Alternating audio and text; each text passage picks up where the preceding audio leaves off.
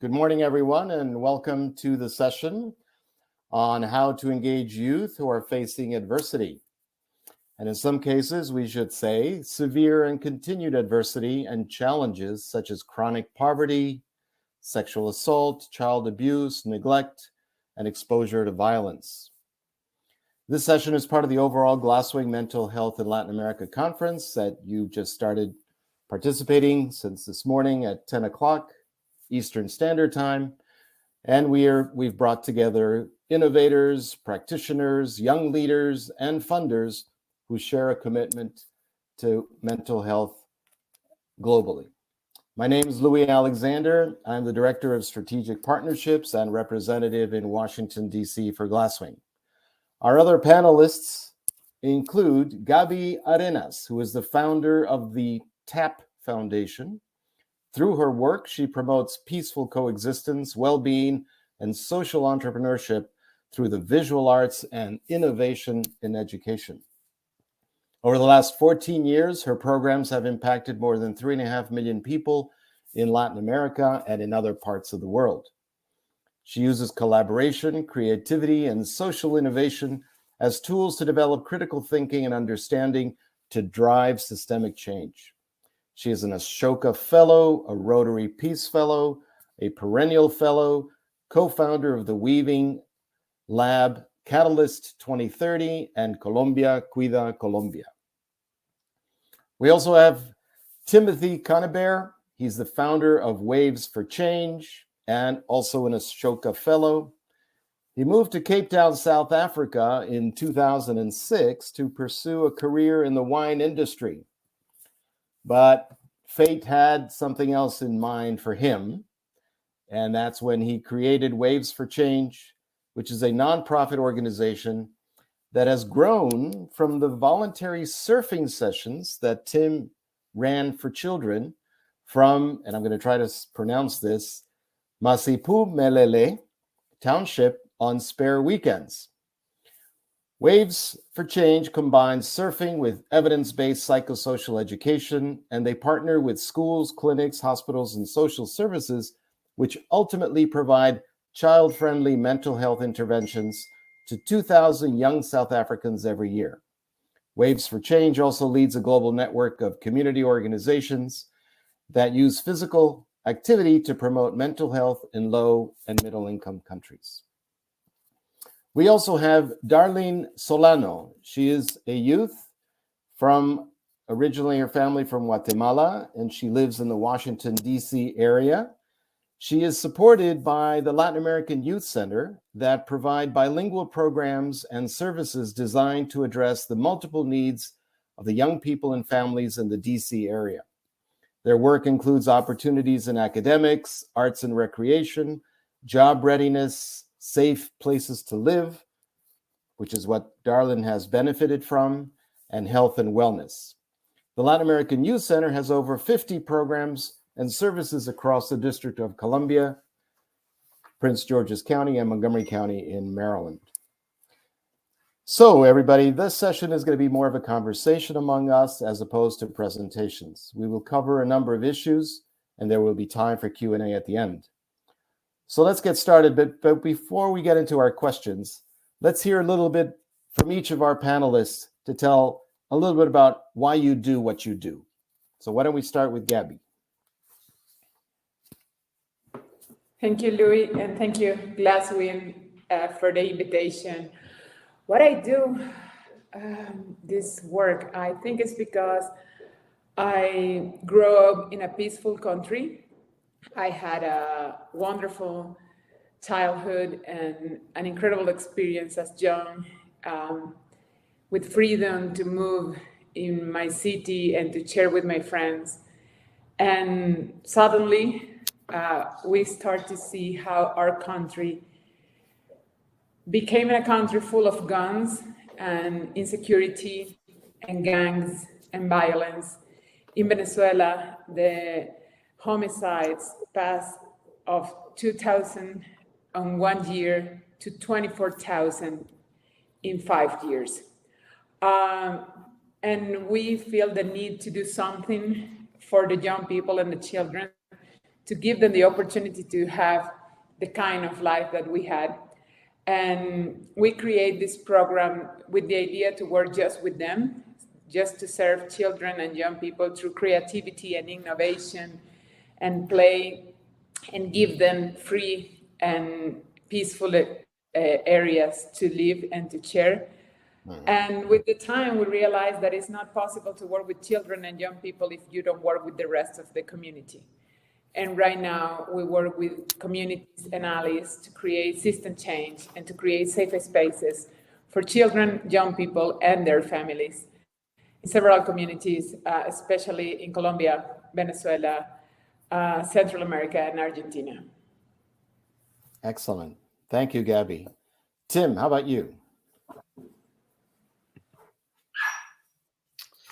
Yeah, thanks, Lou. Thanks, Gabby, as well. I think probably relatively similar reasons. I luckily grew up in a stable home and had parents around that were always available to talk to me if I've had issues. There's always someone that was consistently there. And I guess traveling to South Africa, and I've spent lots of time traveling around the continent, you realize that that's unique for it's a unique situation to have someone who's always there that you can talk to. And it's, so it's a really important part of growing up. It helps you develop cognitively, it helps you develop emotionally. And the more time I've spent, especially in South Africa, you realize that the vast majority of the population here, young people, they don't have someone that they can talk to. And they live tremendously stressful lives, and they need that outlet.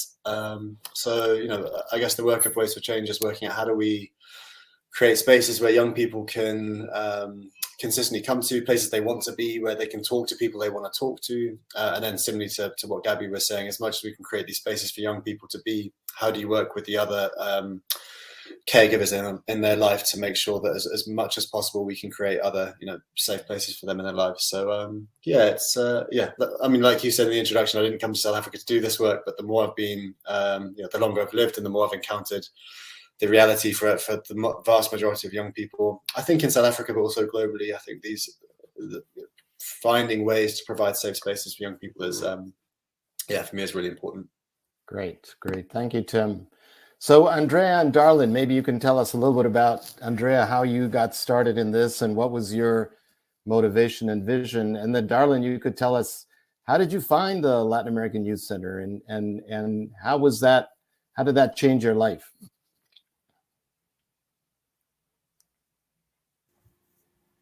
Well, my journey to the American Youth Center it has been interesting. I came to the States. I'm originally from Spain. I came to the States to pursue my master's, and I always knew that I wanted to serve the community. So I started working in the juvenile detention system in Dallas, in Texas. And when I moved over here, I was looking for opportunities to continue growing my career and contributing to the community. And I stumbled upon LAYC, and I started talking to some of my coworkers in Texas. And LAYC is a nationally recognized agency. So it really caught my attention, and I interviewed for the position, and I fell in love with the work that LAYC does for the community. And I decided to come on board and contribute to the mission. And I think Darlene can tell you a little bit about how she got connected to LAYC. My cousin was part of the program and referred me to this program, and she advocated for me when I was in a situation that wasn't safe. And ended up staying with a friend of mine, and I had to sleep in the living room where it was cold, and it was 4 kids and 2 adults in 1 bedroom. My cousin was in there at the time, and she encouraged me to apply. So I did anyways. And how long ago was that? It was last year. Year and 4 months. Yeah, year and 4 months. That's great. Well, you're smiling now, and that's great to that LAYC, that is very recognized and very well known in the United States. So that's great. Well, listen, so to get started with our conversation, one of the topics that came up during the introduction session in this conference that was commented by one of the speakers is the point about meeting people where they are. And all of you do this every day. You're meeting people where they are. So the question then becomes, knowing that every youth has a unique condition or situation, and that should be the starting point for supporting them. How do we do that while at the same time think about expanding our programs to reach large numbers of people that have such sometimes hugely different conditions and circumstances? So how do we manage those two, the depth of support that some people may need, but at the same time the broad scaling that we're looking for to reach larger numbers of youth? That's sort of a conversation piece. So Gabby, you want to share some thoughts about that? Sure. Well, I think that is an interesting challenge because when you work with well-being and mental health, and when you're giving support to young people that need special attention because the condition where they live, you need to have a high quality program.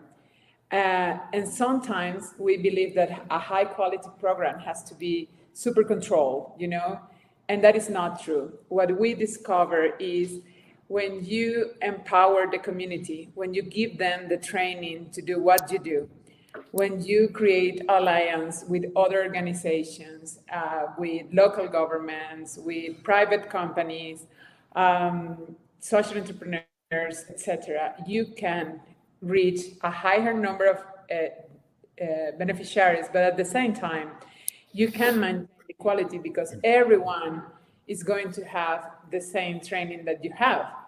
And in that particular moment, as when you can transmit really what your methodology is trying to do and why it's different.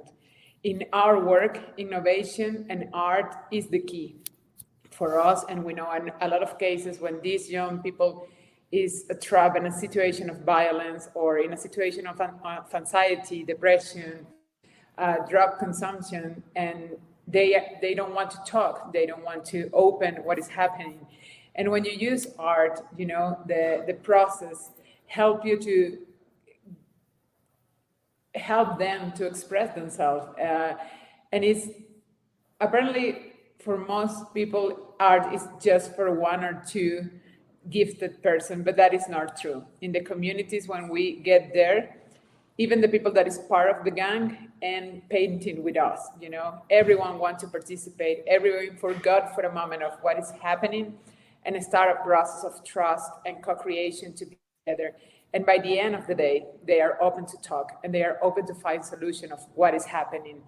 And in that moment, if you start to give them the power, the training, the tools, the methodologies, what they need and the resources to do it by themselves, obviously you're going to escape, but the most important part is you're going to break the pattern of violence that they are using to live.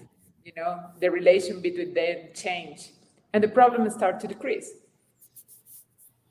That's great, Gabby. You made me think about something that Tim just said earlier, which is youth may not have somebody to talk to. And you've just talked about ways in which you can help youth open up and begin to talk about whatever it is that they're facing. So, and the other one, of course, is that alliances are key, you also said. So how do we establish relationships with all kinds of stakeholders in society, government, private sector, whatever, so that we can provide a breadth of services and support to young people for scaling purpose? So, Tim, how about you? What would you say about this theme?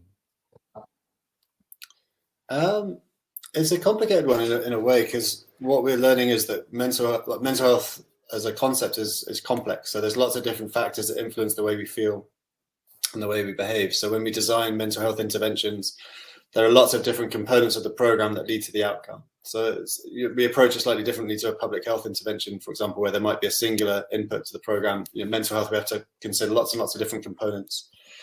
So that can be quite difficult to scale. I guess the other thing to consider is, what's our paradigm? Are we looking to prevent the escalation of mental health issues with the young people we work with, or are we looking to treat existing issues? So we treatment or prevention programs again, and that influences how we design the programs.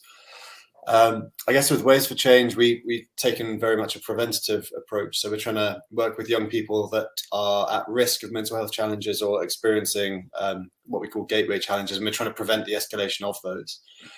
So what we've done is we've reviewed all the different literature. We looked at different types of interventions. We've also worked with young people themselves as well to map what are the activities that are successful at preventing the escalation of mental health issues. And we found 4 common pillars. Social connections is the big one. Do you have someone who you trust, who you can talk to consistently? Is there a space you can go to where you feel you belong, where you feel safe? Some type of activity that boosts your confidence. If you can improve people's confidence, you change their self-image. And then some self-regulation activities. So can you help people self-regulate? And we found that those 4 activities, you can start to grow those, and you can find different ways to grow them. I guess from an innovations point of view, what we've done within Ways for Change is traditionally a lot of this work is done verbally. So we will sit down and we'll have verbal conversations trying to unpack emotions and feelings and coping strategies. And that's a really difficult skill set as well to grow. In South Africa, a lot of low middle income countries, finding and training counselors at scale is impossible. There's some amazing papers that have been written around the barriers to scaling psychotherapy in Africa.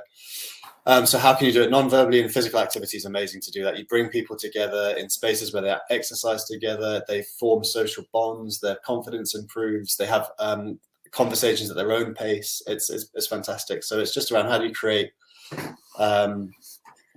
spaces that people can exercise together in a way that's safe, and that's what we're finding does grow. So that's why we say physical activity for mental health is great at promoting health, preventing the escalation of these issues. So and I think it talks to what Gabby said, that it doesn't have to be perfect, but there are certain parts of the program that need to be very, very strong, and a lot of that just hinges on the caregiver, the person leading it. So that's kind of our approach. We do get lots of pressure from funders to scale, and we do push back on them. And we say, look, if you scale too quick, you're going to cause more damage than good. Interesting.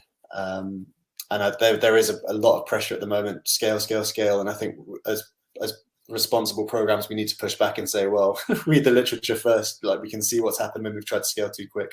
But that's my thoughts. Yeah, no, that's great. One of the things that you made me think about is that, and given that in so many countries there are so few, be it therapists or counselors or facilitators or health, maybe not full health professionals, but social workers that have an inclination towards this space, that they've really not developed an ability to work with larger groups of people, and there's so little support. But I think, as you're saying, it doesn't have to be terribly complicated. It doesn't have to be perfect, and you can attract a lot of people, including young people, who want to be counselors, who want to be facilitators, who want to mediate, or who want to facilitate communication and dialogue with young people, and they can be, huge in that particular space. And Glasswing actually does quite a bit of that. And so, Andrea, tell us a little bit about how do you see this? The scaling issue might be a little bit different for you in the United States, and I don't know what level of resources you have, but the point that's being made here is that do we just scale, or does quality sometimes suffer, or the very complex aspects of mental health, do they begin to suffer a little bit if we scale incorrectly? Well, I think that in terms of scaling, LAYC has a lot of the example, right? We started in the 60s with a recreation center, and we were focusing on prevention. We were trying to create that safe space and a healthy space for people to be, instead of being on the streets after school. So it was like an after school program for young people to be, instead of being with other people on the streets while the parents were working. So we created that safe space with activities where they could come and gather and be watched after. And from there, we realized that prevention was not the only thing that we could do, and we could scale to a larger thing, and we could create more programs. And we move from prevention to more like the action. And we right now, I think that one of the things that we're more proud of, and we saw it throughout the pandemic, we have a health center within our building in which people can just walk in. If you're of age, when you're 16 to 24, you can just walk in and get services. And we, even with the pandemic, it became more and more important because we started providing vaccine we created vaccination for communities. But we realized that to have that impact on the community, we had to work as a community. LAYC is part of something called the Community Partnership for the Prevention of Homelessness. So it's a lot of agencies in the community that come together and come up with resources and try to change policies and laws around homeless, so that like we could provide services and the city can provide services for homeless people in a better way. Yeah. Because sometimes, there's that disconnection between what agencies try to do and what the community needs. So we have a lot of focus groups in which like youth are invited to come and share their experiences, and we ask them, what is this helpful? What do you need? What were you missing when you received this service? Is there any other way that we could have outreach you that could have been more effective? So that we can focus also on the prevention side and create better ways to prevent things from happening instead of having to like put out fires after the fact, right? Yes. And that's what we're trying to do with housing too. I think that we're trying to give the youth a safe space where they can grow and learn and kind of like settle, so that they can put their priorities in place and get ready for the next step after a year and a half. That's great. So I guess you are able then to bring, let's say, on the topic of homelessness, which is so significant and so traumatizing, is that you're able to work with youth that are in that predicament, but you're also able to provide individualized support. I think that Darlene can tell you guys. Tell us, Darlene, how did that work out? From LAYC. I know that you went to the health clinic once, right? And that they come here once a month. There's this where is it at? Is it in Columbia Road? Columbia Road, where every month they give you COVID. Was it COVID resources? Test, STD test, HIV test. What else? I think pregnancy test, if you're pregnant or not. Contraception services. They come to the offices once a month, and I provide all kinds of testing. But we also have counseling services here in the house, so they can meet with a counselor weekly if they want to. On top of meeting with their case managers to focus more on their goals and benefits and other things also once a week. Great. Anything else you want to share about that, Darlene? What did you participate in sessions with groups of youth that were also dealing with homelessness? We did the virtual sessions that we had, remember? Last year. Yeah. We was doing holidays. We celebrated holidays together and stuff, so we would be feeling alone without family. It was also doing a little celebration of Thanksgiving and stuff.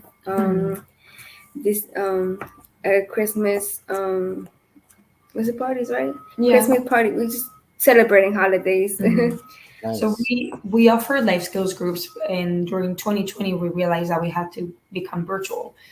So we came together with these like virtual life skills, and we realized that especially for the moms, right? Because it's really hard with like the kids running around and having to have like attend all the responsibilities. It was really convenient for them to be able to do it virtually. So we created these like life skills groups with like coping skills, cooking skills, cleaning skills, anything they can think of that might be helpful for the future. And we created this virtual space for them to get together.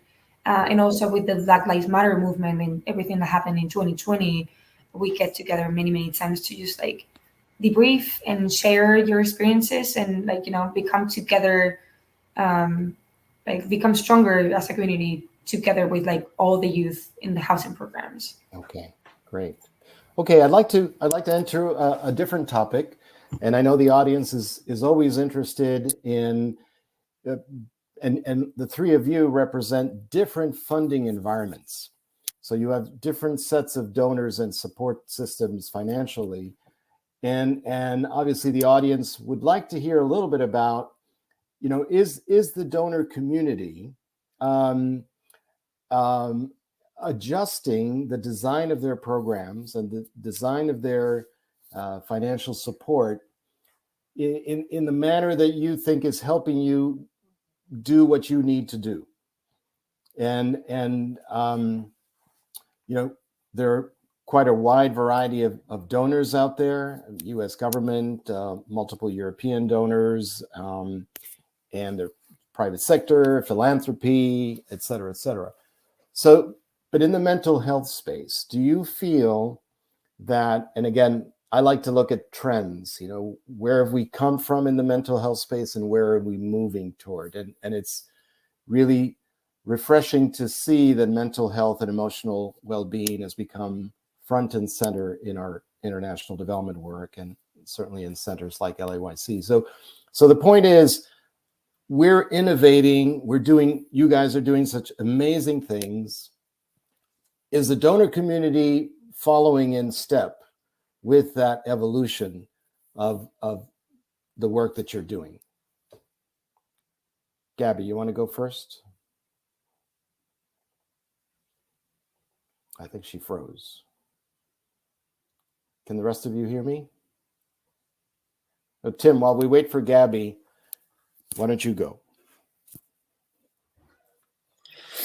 Yeah, no, it's a good question. I think briefly on the history of Ways for Change, we were founded on a PhD that looked at how young people develop need or self-concept in communities of violence. So we've always been a mental health organization. So ever since 2011, all of our programming has been built towards improving mental health. In the first 8 years of programming, we had real problems with funders. They would say, well, these mental health programs, outcomes that, they're a bit soft. We need hard outcomes. And we would say, what do you mean by hard outcome? How many kids' school marks improve, or how many young people test for HIV? And we would say, well, does improved mental health, improved sense of happiness or connection to community, can you explain why those are deemed as soft outcomes? And they've now all now become hard outcomes in our grants, which is great. So the funding community is accepting that in order for behavior change to take place, your mental health needs to improve first. So if you want to access a clinic, if you want to access school, if you want to take an HIV test, all these things, you're only going to do that when you're in kind of a space where you feel like you can make that happen. So that these soft outcomes that were deemed soft outcomes, these feely outcomes, I think one of our funders criticized us 4 years ago, have now become very important. The amount of money that's coming into the mental health sector is growing. I think one of the funders we're lucky to work with is Grand Challengers Canada, who are researching different program designs that have the capacity to grow or scale, I suppose. And they're using the evidence out of these programs to increase the amount of funding that's coming into the mental health space. In South Africa, it's still, I think, 5% of the funding that comes into HIV prevention, which is understandable given the burden of HIV. But now that we know the amount of just the burden that mental health places on society, I think the funding does need to start balancing out, and it's starting to do that. So, yeah, I would say the acceptance of mental health as an important societal outcome is there. The commitment to increasing the amount of money is there. I think the understanding of what mental health programs are, like the complex nature of them and how all these different program components interact, I don't think that understanding is there yet. So I do think, it is still being treated a bit like a public health intervention. And I think that needs to change a little bit. The commitment to creating these like meaningful social bonds, it does mean employing people. Social community workers need to employ for 1 or 2 years. We need to, people's salaries need to be paid to actually deliver the programs, because that's where the programs succeed or fail. So I think that there's still a bit of a reticence in funders to fund those frontline workers, but they're the ones that are going to make this succeed. So, but again, I think as the understanding of the programs and the nature of it comes, that will change as well. So, yeah, I'd say, very positive movements in the funding sector. Excellent. Great. Gabby, did you get to hear the question? Yes, I hear. Okay, because you froze there for a moment, but you're back. We're happy. Yeah. Well, I think the first thing that came to my mind during your question was, we need, not only the funders, we all need to stop thinking that mental health is a separated issue of the overall well-being of children and young people, And the Art in Lear and Brown Glass Learning Initiative, which is a global movement trying to create conscience about the importance to promote the holistic well-being of children and young people. And that includes emotional well-being and mental health, but also include physical well-being, because most of the mental health issues are also related with physical needs and basic needs of children that are not feeling. And we need to start to understand that everything is connected. You can have a program with mental health in a community if the school is full of bullying, and you are not working with the teachers. You can have a successful mental health program if you have one of two children victims of intrafamiliar violence in their homes. Everything is connected and everyone has to understand it, and that is the key for us. When we explain programs, we always explain that we are working to promote the well-being of the community. And that includes changes that are connected with the program and not necessarily are measured with the programs. For instance, in one of the community, the young people was part of an employee program of the government. And 43% of them abandoned the jobs after 3 months. And the reasons were related with anxiety, PTSD trauma, depression, and problems to understand interculturality in the companies. After our program started, that number decreased to 21. And now we are going down. The employment, the poverty, the violence, the health of the families, the well-being in the schools, the decreasement of bullying and suicide rates and homicide rates, everything is connected, and we need to stop thinking that we can treat it separately, And if we don't have the possibility to create an overall program or a holistic well-being program, we need to learn how to collaborate, And if I go to a community, I'm going to talk with the expert, Maybe I'm not expert in PTSD, but I have to find the people who is doing that and collaborate and talk and align our programs. I'm not working with bullying. I have to understand what is happening in the school. If we want to change the situation that we have in our region, we don't need more money. We need innovative ways of thinking, and use the money in the things that we need to use it. It's not possible to end with the gangs. And I know right now that is a super topic in our region, thanks to the government of El Salvador. We can end that if the children don't have the support to feel part of something that is not the gang. Because most of the leaders in the gang are there because there is the only place where they feel accepted, They need to feel they belong, the communities, the schools, the family. And when you have that, the communities start to change. So that's fascinating. So what are the implications for the donors? Are you saying that the funding needs to not be so fractured, that it has to consider holistic approaches that take into consideration all of the things that you said? No, I love that, and I love what you said also, that everyone has to understand what you're trying to do. So anybody working in the system, in the school or health environments, they all need to understand what it is that you're trying to achieve. And I like that. The other thing I really like what you're saying is that if a program, the implication is that if a program can't provide all of the services or all of that holistic approach that you're talking about, it needs to know how to collaborate with others. And that seems so important. And I know Tim's done a lot over the years in evolving that, the waves for change, and working with schools and working with government and working with other entities. And I know that you've done the same. So that seems to be, a critical piece of integrating ourselves within the broader society and with other efforts and so forth. So Andrea, any thoughts about that from your funding environment, and do you see, what are the trends that you see in terms of mental health and support from the people who finance it? I think that like we've been focusing on well-being, and that a big part of well-being is mental health. One of the indicators that we use for well-being is, have you seen a mental health counselor in the last 12 months? On top of like, have you seen a doctor? Have you had a physical? Have you had a dental appointment? Have you had a vision appointment?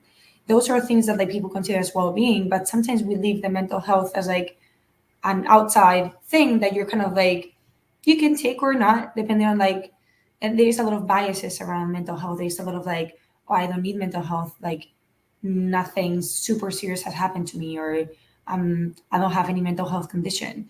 And I think that more and more the communities are catching up with the idea that like mental health is as needed as any other type of check with a doctor, which is great, right? I think that that's really positive. But we've been fortunate enough that at least in the United States or in the DC region, our funders, we work with grants a lot, and our funders have been really understanding of the importance of mental health, and they have always provided funding for that purpose.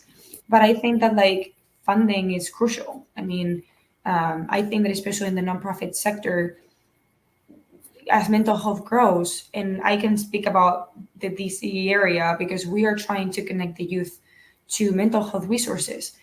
Wait lists are so long. They're giving the youth like 3-4 months of waiting to see somebody. So like if we don't have the funding to like pay a decent salary, like a really competitive salary to our employees, that's when we see like turnover rates. We see people that are like really burned out from the work. Like being a counselor is not easy. My background is in counseling. So I think that like, it takes a toll on your mental and physical health too. You have to not only, it's not all about the money. You have to, like as an agency, you have to create that working environment in which you protect your employees and you give them tools to like promote self-care and give them opportunities to like take a day off when they need to. And we're fortunate that LAYC has always been really conscious of like the toll that kind of work takes on you, and has always given us like moments to like decompress, and tools and seminars and many ways to like take advantage of that. So Okay. I don't know if you want to share something about your experience with mental health. Not really. No, you're good. Okay. I'm good. Okay. Well, thank you for that.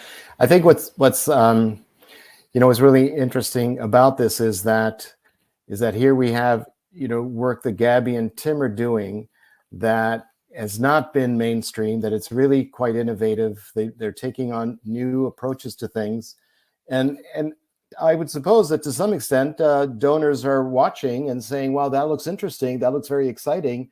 We need to support that." So there is a question from the audience that is something that we're all always grappling with in the international development field, and that is, how can organizations like the ones that Gabby is working with, or created rather, and Tim as well, how can they work with government more effectively, so that you can reach more people, and in the innovative ways, the holistic ways, the alliance building ways that you all have been talking about? How do we engage with governments in the countries that we work with? We know that governments come and go, the leadership in these governments come and go, youth programs in these governments come and go. How do we survive in an environment that's as fluid as that, when we're driven by vision and evidence of results that we're obtaining, and sometimes our voices are not heard? So what advice would you have for the audience about working more effectively with the governments? Gabby? I think in my experience is to weave the whole community together. If you have a program that is effective, and the young people in the community want the programs, and the parents support it, and the teachers are okay with the programs, and the school support it, and the private company is giving money and is part of the program, and you are working with the local government and the regional government, doesn't matter if the government changed. When the new government came in and see everyone aligned going to the same way, try to do the same, they are going to be part of it. It's very difficult that a government say, no, I don't want that program anymore if everyone in the community is aligned with the program. We need to start thinking in two ways to work with government, policymakers, and also to do advocacy. The social entrepreneurs, we are more focused on our programmatic perspective, but right now, especially in the kind of work we live, we need to manage how to create public policies, how to do advocacy for some issues that nobody's talking about, and how to change the perspective and don't think about your programs or your organization, and think about the system, the community, and what they need. When we talk about system change, we also talk it's something like it's not tangible, but the system is not other thing that the weaving relations between a community, between a group of people. And the only thing you need to change that is change the way that those people connect and those people interact. We see right now the change in the donors, and there's a lot of examples outside of incredible practices like a school practice to fund collaborative initiatives, and there's a lot of organization knowing how to work together and saying, okay, this is not about my logo. This is not about my ego. This is not about the award that I'm going to win. This is about what the community needs and how we are going to change that community. And we need to start to work with that conscious every day and with everyone together. It's not simple most of the time because the language are different. Maybe I'm talking about a program and the major is talking about a politic, and we need to start to learn how to translate the different language. But when you learn how to do that, the programs remains, and became successful program, and most important, the communities owner the program and start to change. That is what we want. That's wonderful, Gabby. Wow, it's just humbling to hear you connect all those dots and to see the importance of multiple languages that you have to develop and skill sets to work in the policy environment and the advocacy environment. So it really does, kind of like what Tim was saying, that the environment we're working with is complex, not just the thematic part of mental health, but all of the actors, societal actors, government actors, make it even much more complicated. So Tim, what would be your recommendation? You've engaged government to some extent, haven't you? Yeah, we've had some success. I think I didn't come into this from an international development background, so government to me was always this big kind of faceless word, and you quite quickly realize the government's it's just people trying to improve society, and you're just talking to people when you talk to the government, and they the people who work at government have their own goals that often they dress up or they hide in these big policy documents. And I think our job is as civil societies, how do we help the people in government achieve the goals that they're communicating through their policy documents? And as Gabby said, do we sometimes need to do some advocacy to government saying, look, if you invest in mental health, improve the way people self-regulate, so your community is going to become safer. Maybe we do need to do some more kind of advocacy towards them. But I mean, one way that we found success is studying some of the policy documents. What is government prioritizing? How do our programs meet those goals? And then how do we communicate them to government? So there's a huge community safety drive in South Africa, for example. We know that where our programs take place, we create safe spaces, crime drops. We know that when people's mental health improves, they self-regulate better, so they're less likely to commit crime. So we can communicate really effectively to government, say, look, if you invest here, you'll have your community safety outcomes. It's just trying to, I think Gabby also said it, is trying to get out of not to be too precious about our programs and say, we're Waves for Change, we only do mental health work. It's like, well, how does our program help the government achieve their goals? Because we all have similar goals. Sometimes we just use different words to describe what we want to achieve. Right. And it's really just learning how to talk that. That's great, Tim. What I hear you say is, how can we help government achieve what the policies are already? Because many have good policies, but they don't know how to achieve what it is that they're trying to achieve. And so all of us are doing that. I'm told we have 30 seconds. So I want to make sure that I thank all of you. Darlin, thank you so much for joining us and sharing with us your own situation, which I know has been hard, and thanks to LAYC, you're a smiling young woman today, so that's wonderful. So congratulations to you guys. And Gabby and Tim, thank you so much for sharing your experiences from different parts of the globe and energizing us with your enthusiasm, with your ideas and suggestions. And thank you once again, and we will remain in touch. Thank you all. Thank you, Bye-bye. everyone. Thank you, everyone. Thank you. Bye-bye. Thanks very much. Cheers.